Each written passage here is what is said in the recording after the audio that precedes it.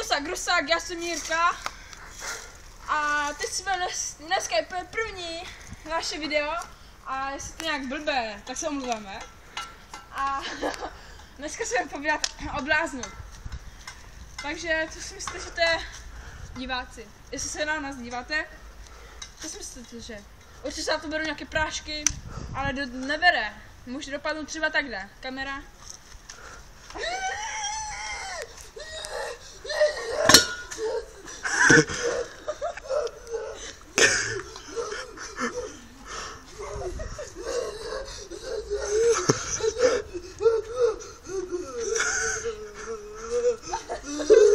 Takže blázen takový může blázen, taky může aj ublížit, nadávat, prostě se nevšímat.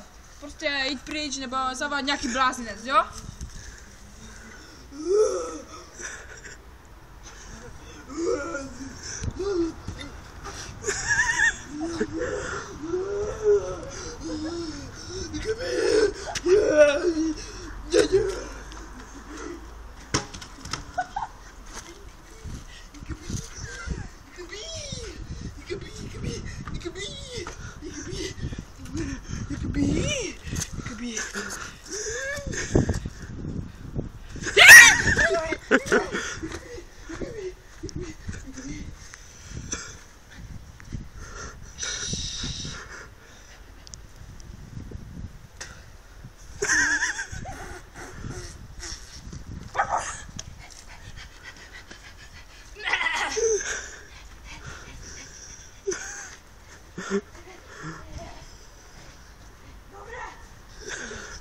Takže v takovém momentě se radši ohlásit na policii, že taky člověk patří... Nebo do cvokárny. Ano, přesně, taky člověk patří do bláznice.